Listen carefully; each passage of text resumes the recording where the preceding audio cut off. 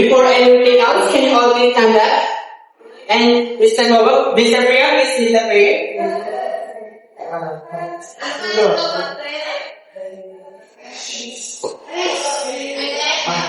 Good morning, class. Good morning, sir! Okay, now you may all sit. Thank you, sir! As of the attendance in this meeting, is anyone absent? No, sir! Okay, thank you. And then, do we have any assignments? No, sir! Okay, thank you. As we start the review, Miss Ada, what's our last topic? Our last topic is about social literacy. Thank you very much. And now, don't forget to Listen, ask, and participate. So our learning objective is, please read. At the end of the lesson, the students can impart financial literacy through lacking the borrow. Appreciate every financial through spending or saving activity. And set budgeting, investing, and financial goals in their daily lives. So I hope you can read this. Yes. Hello. Yes. So our topic for today is financial literacy. Financial literacy is a core life skill in an increasingly complex world where people need to charge of their own finance. So it all basically means that we have to take of our own money. We have to budget our own money for us to be able to be financially literate. If you spend too much money, you are financially illiterate. Yes, sir. So poor financial decisions can have a long-lasting impact on individuals. So if you don't have the skills in managing your money, then you will face challenges in this complex world because things in this complex world are really expensive and it's hard to live in this today's era. Yes, So sir. here are some importance of starting financial literacy while still young or still. According to ALDA 2013, said that in recent financial crisis, financial literacy is very crucial and tends to be advantageous if introduced in the early years. So of course, as a teacher ourselves, we have to introduce financial literacy to our students, especially if they are still young, because in that point they will gain the knowledge to be financially literate and they will eventually learn it as they go and they will be financially literate person. And according to OECD, financial education, a long-term process incorporating it into the curriculum from an early age allows students to acquire knowledge. Of course, and according to our topic already, they are very similar that as the younger the student, we should teach them because that will make it more impact to their life. Then financial plan. Here are some tips on the financial plan. According to Kagan, defines a financial plan as a comprehensive statement of an individual's long-term objectives for security and well-being and detailed settings and investing strategy for achieving the objectives. So that is according to Kagan. So it means that being financial plan, this is the comprehensive details of what we should spend it, what we should save for it, or where should our money go. And here are the following steps in creating a financial plan. First, calculating net worth. It is the amount by which assets exceed liabilities. So this is our work. This is the amount of money that we are getting. As in second, one, cash, property, investment, savings, jewelry, and wealth. This is like our money or the money that we have. Number two is liabilities that include credit card debt, loans, and mortgages. This is the loans or the utang ba kunwari sa ating utang natin. Yeah. So, determine cash flow. So, of course, you have to determine the flow of your money. Kung saan ka na napupunta, kung anong pa yung nagagamit or kung para saan ba. And number three is considering the priorities. Retirement strategies. Yung mga, kung anong gagawin mo sa mga retirement payment mo, comprehensive risk management. Kailangan alam mo kung saan mo gagamit yung mga property or yung mga unexpected na bagay na long-term investment plan. Kailangan yung pera mo, magagamit mo siya yung pangmatagalan na investment. Yung kahit magtagal na masyado, may makukuha ka pa na pera yung sa tinagamit mo. And here are the 5 financial improvement strategies. Here are 5 financial improvement strategies to improve our financial literacy. First is identify your starting point. So you have to identify where did you start, kung saan ka start maging financial literate person. Then set your priorities. Kailangan iuna mo yung mga needs mo kaysa sa wants. Document your spending. As long as you can, kung kaya mo kukuha na ng list lahat ng mga nakamit mo, kailangan yung lista mo. Lay down your debt. Kailangan malista mo lahat ng mga utang mo o yung loans mo para malaman mo paano ang pag-aaral mo. Secure financial future. Kailangan may savings ka para sa future mo. Yes. And then here are the financial goal planning and setting. First is the time horizon. Time when the money will be needed. So, as the financial company na kailangan naka-list yung mga paggagastusan mo, so kailangan nandun din yung time. Then, risk tolerance. Always look for the possibility of large loss. So, as individual itself, kailangan natin malaman kung ano yung mga possibility, like, wala nasiraan ka ng refrigerator, nasiraan ka ng cellphone na mga which will cost you money. Then liquidity needs, how quickly invested can be. And then investment goals. Think about growth, income, and stability when investing. Investing is offered. And then here are the budget and budgeting. It is an estimation of revenue and expenses over a specific future period of time. So ito naman yung parang anticipate mo na yung mga paggagastusan mo. Parang binibigyo mo na or parang kung pupunta ka na sa future at nililist mo na yung mga paggagastusan mo. Ito yung budgeting. For instance is, as a student, parang ililista mo na yung mga notebook, itong mga gastos mo, parang gano'n. And then here are the 7 steps to good budgeting. First, set realistic goals. So, kailangan, uuna mo talaga yung mga needs, yung realistic goals, yung mga kailanganin talaga. Second is identify income and expenses. So, kailangan, malaman mo rin yung mga perang pumapasok sa'yo at yung mga perang nilalabas mo. Third is separate needs from wants. So, of course, you have to separate our needs from wants kasi it's very important since dito mo identify sa mga hindi ma-identify kung financial literacy tayo or illiterate. Then decide your budget, please make financial plan tayo, put your plan into action. So kailangan yung plan mo, hindi lang siya nakasulat or hindi lang siya nandiyan na kailangan may action. Then plan versus expenses. Kailangan by month, may mga if I were a Christian, then I will plan my Christmas gifts, ganyan ang Christmas budget. Then look ahead of time. Kailangan mas nilalawakan mo paningin mo. Yes. And then spending. Spending is a way to make those wishes reality, turning action to plan. So ito naman natin, hindi natin maiiwasan mag-spend ng money. So of course, kasi innate na sa atin na mag-spend ng money. Then of course, when there's spending, there comes investment. Consider investing this money to earn more interest. Sa kagaya ng sinabi ko rin na kailangan mag-invest para yung pera na nilabas natin, papasok pa rin sa atin ng pangmatagalan. Savings. It is important to put your money aside. Kailangan din natin mag-save ng money para in case na walang pumasok na money sa atin, pwede namin ulit yun at save natin ng pera. And then, here are the 10 reasons why we should save money.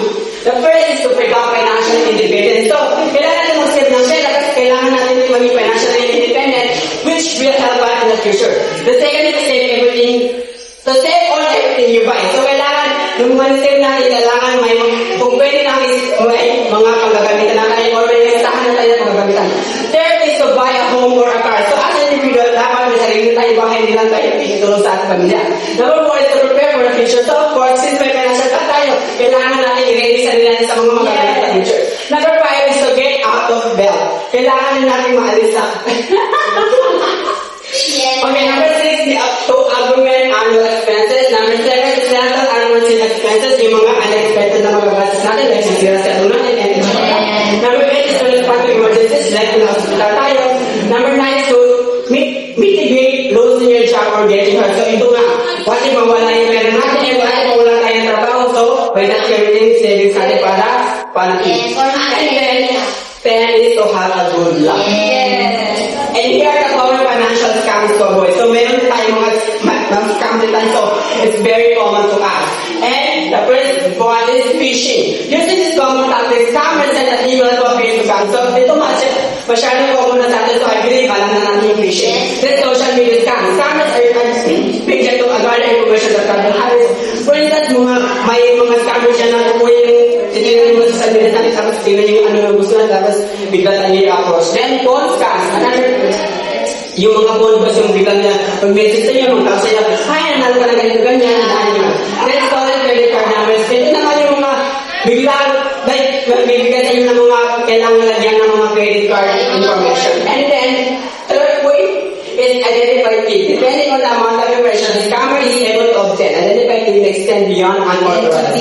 And that is the common financial scams to avoid. Then here are the 10 ways to avoid common financial scams.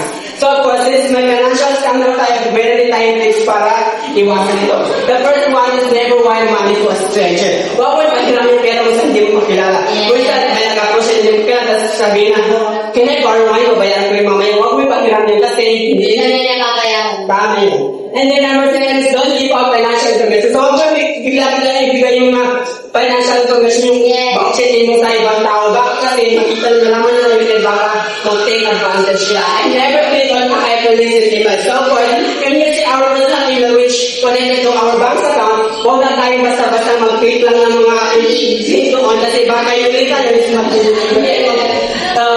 focusin tayo sa scamming.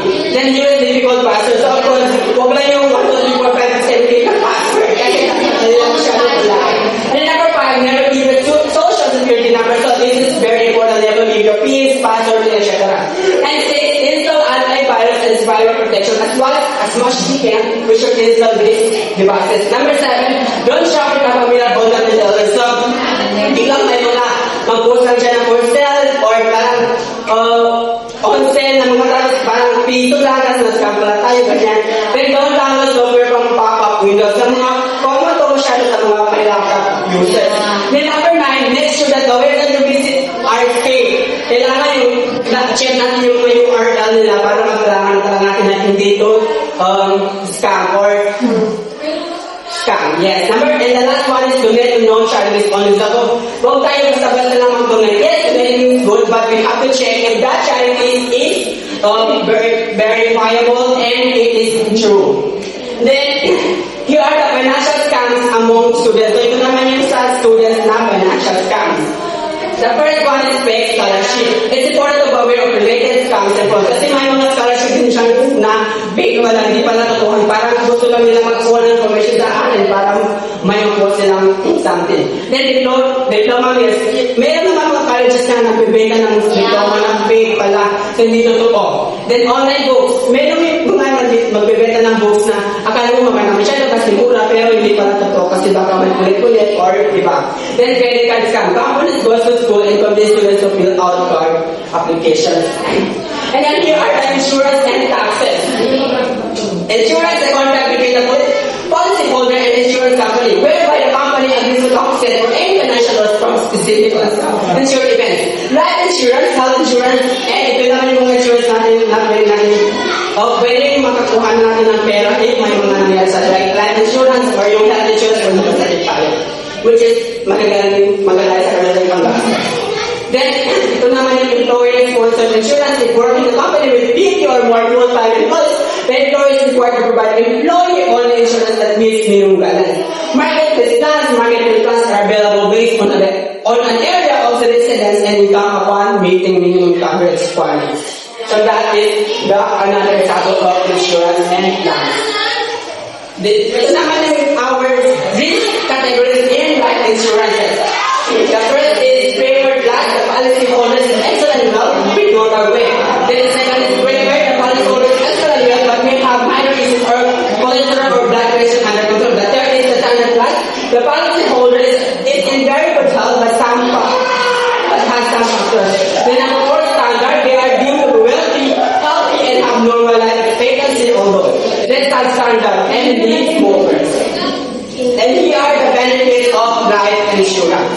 Kasi kailangan natin itong life insurance. It pays for medical and funeral costs, for financial support, for family various financial costs, act as a retirement security comfort, and it covers costs incurred from taxes and debt. So it will need our life insurance.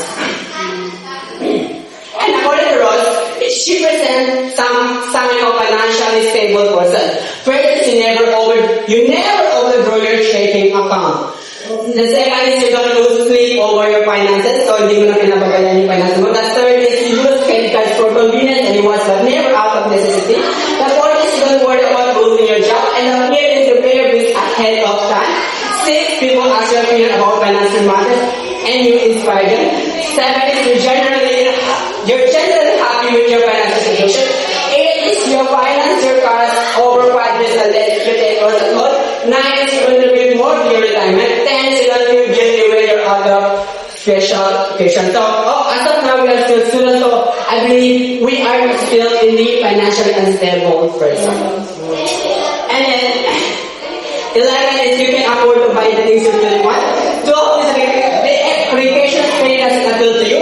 13 is you're a national saver. 14 is you're generous with money when it comes to charities or helping others. 15 is you're confident about your future. 16, your net worth grows significantly from year to year. 17, you have to substantially equity in your home. 18, you can consistently live with your needs. 19, you could survive for months without a paycheck. 20, you feel control.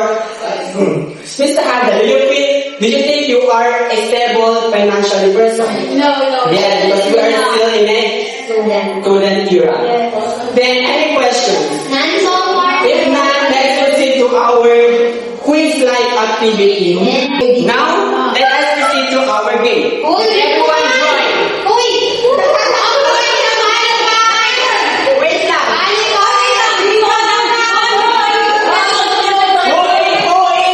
Who is, what is the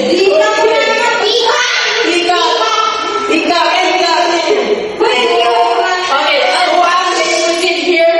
Who has? Yes, ma'am, sir. No, wala ka. Okay, who has here? Si Tisharan is here. Beverly here. Until now, di po. Laila here beside the dog. Ashley here at the table. I got the question already. Just stay put. Let us found the game you will have to search for me. Search you where? Nasa balik. Okay, I'm the speaker. The first question, let's go here. Can everyone see me here? Yes. Here. Okay, let's interact. Click that. Okay, now the question will pop up. The question is, Sheldon is allowed for her tests. Considering ethical and practical approaches, which is the most reliable source of action under the following? Just click, then submit, and you will directly know the correct answer. I'm done. Click then like that, then submit. You're cheating. No, I don't know the correct. Okay, did everyone answer? Yes, sir. Okay, just search for the books around the map. Yes, I'm done. Okay, now you can go on your free will, search for the books. Books. Hindi ko mapindot. Ayun. Ayun yung letter. Wait, be patient since I really... Yes, you can also talk with the dogs. Okay. Yes. Have you seen all the questions? There are 10 books. Yes, I have already found 3. Okay, let me search. Ang cute na lang. Who is this? Uy, bakit mali yung gabi? That's mine. Okay, you have to really analyze the question. Di, bakit ganun? Actually, you can check the answers kung tama. Okay. Can we go from the Sir, I lost connection. Restart. You can connect to the house. Pwede mag-start over? No, Mali you na. don't have that much time.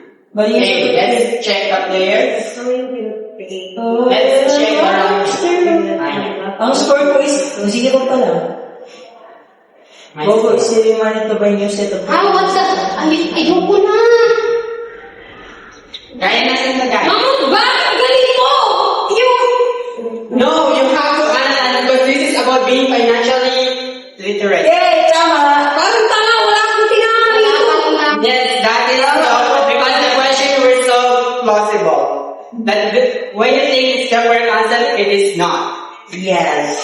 Yeah, right. Okay. Natitigil. Let's see.